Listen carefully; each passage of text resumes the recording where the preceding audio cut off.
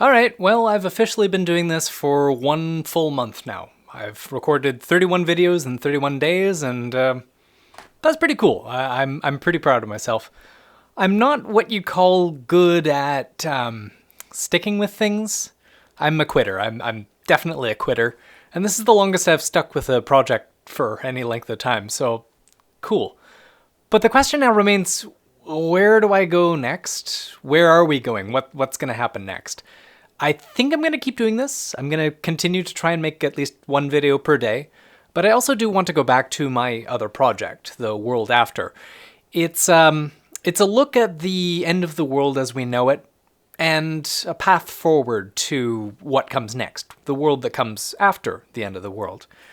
It's growing concern, because yes, there are political instabilities, but I'm mostly concerned about the environmental issue. The environment is not in good shape.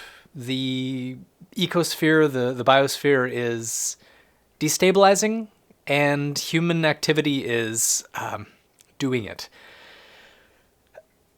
Most climatologists, most ecologists are in agreement that we're in some serious trouble here, and I tend to believe those experts because I've seen the serious trouble that we're in. And that's my biggest concern. All this other political stuff, all the other machinations of humankind, I honestly don't really care that much. All I care about is that we have a planet that we can continue to live on. And as it stands, it doesn't look like that's going to be likely. Not forever, at least. Unless we do something drastic, dramatic, in the very near future, we're going to face a catastrophic collapse. I hate to be a downer. I don't mean to be a downer. But that's just the reality that we have to face. Global warming is only a tiny little part of it. It's also a matter of ecosystemic collapse. It's also a matter of biodiversity collapse.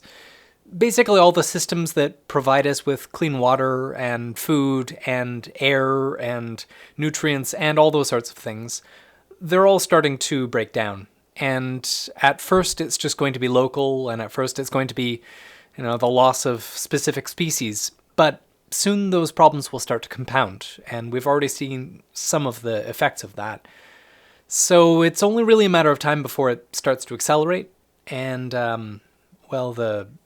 the ice in the Arctic has already started to collapse.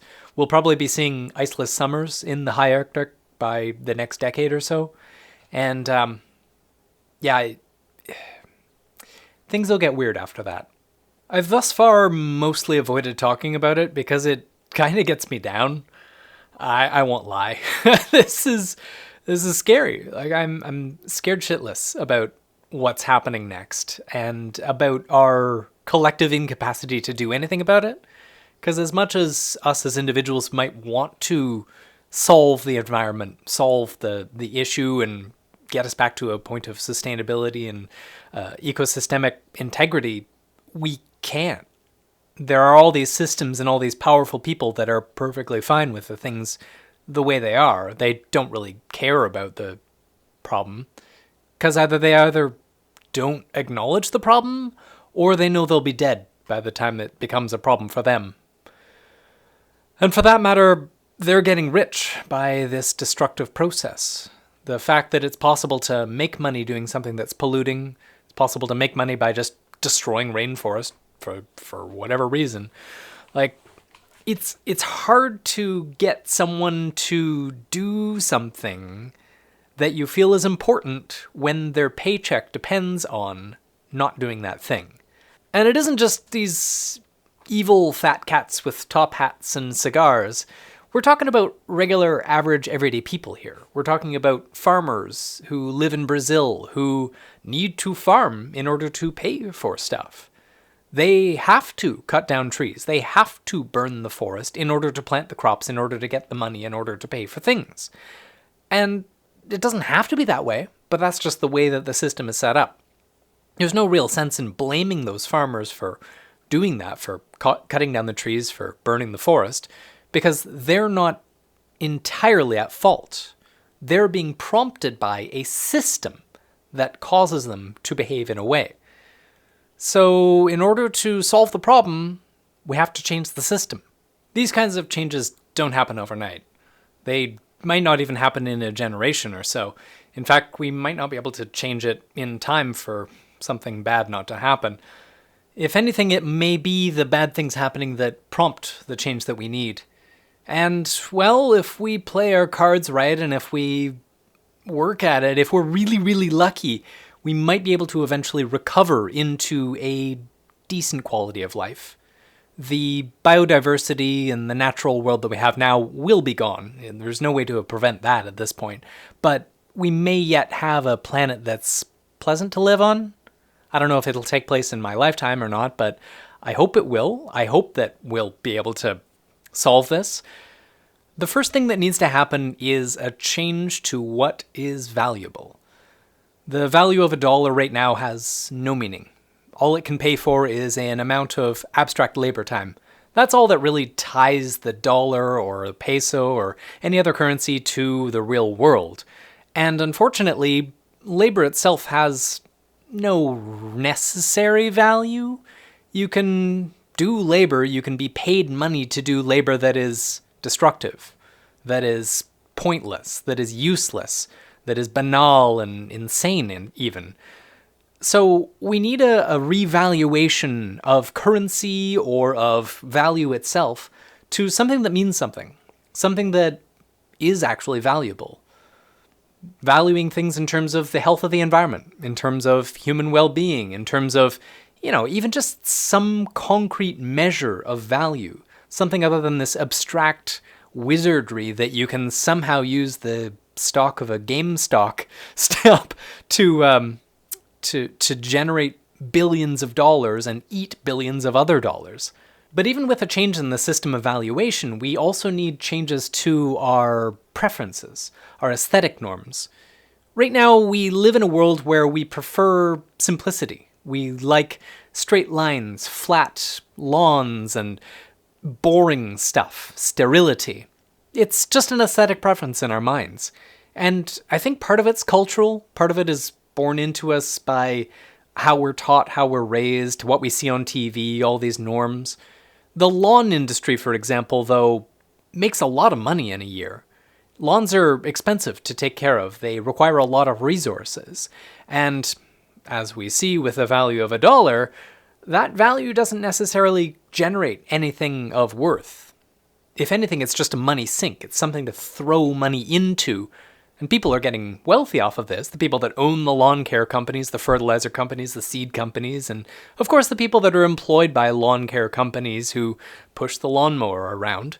But no value is really being generated here. If anything, value is being destroyed.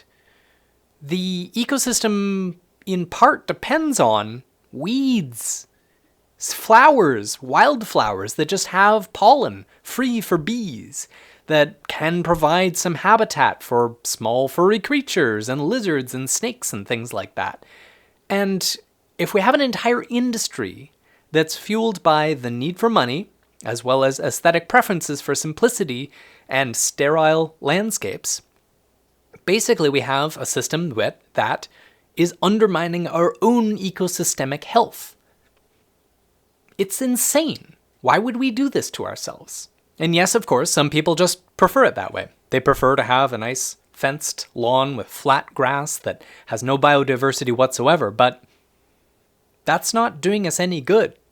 We're not benefiting at all. That might as well be a parking lot rather than a lawn. It has the same worth, effectively, as a biosystem. And yes, lawns do have some utility. You might be able to play soccer on it. You might have a picnic on it, that sort of thing. I'm not saying that lawns writ large are to be eliminated, although I wouldn't mind. But to say that we all need a lawn, that there needs to be this much grass, that's part of the problem. That's why we have, in our local environment, a collapse of bees. The insect population in southern Ontario, where I live, is cratering.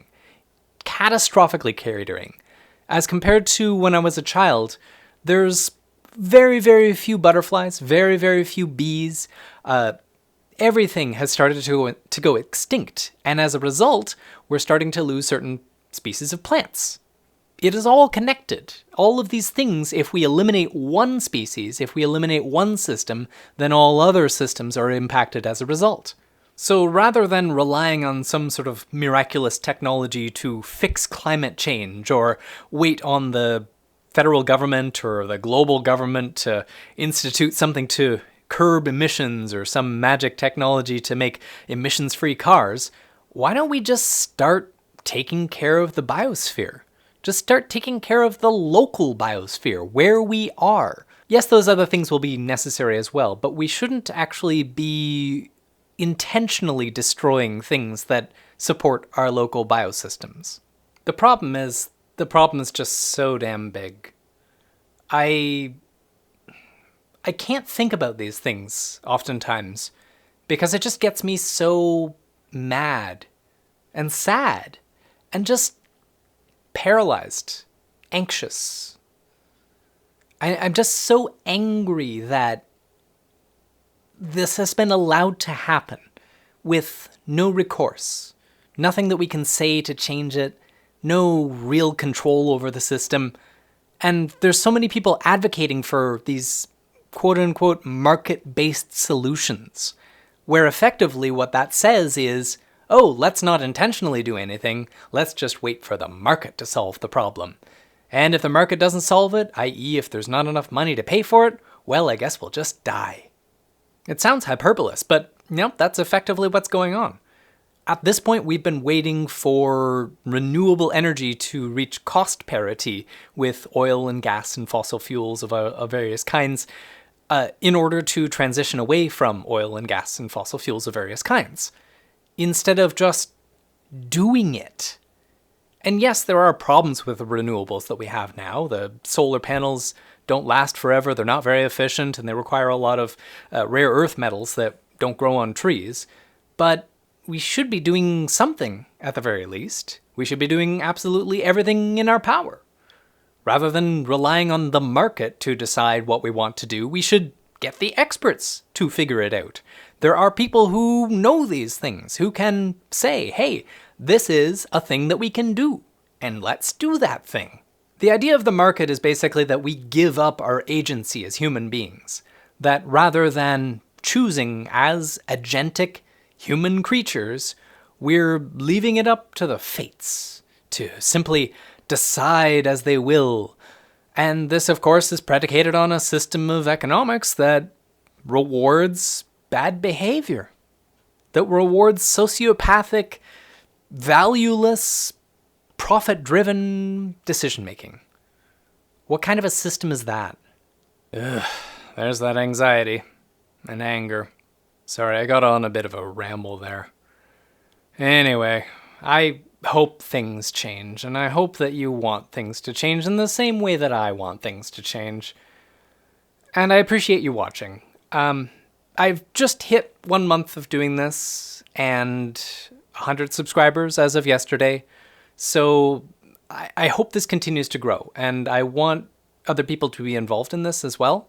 So I want to do some call-in stuff. I want to interview people and have co-hosts for this. So if you're interested in doing that and you have an interesting thing to talk about, let me know, because I want you on my show. And I would also like to hear from you. What do you want to see me talk about? What do you want this to be about? Leave comments, contact me directly, whatever. So yeah, thanks for watching, and like the channel if you could, and subscribe, because I would like to continue to build this audience. And thanks for watching. See you tomorrow.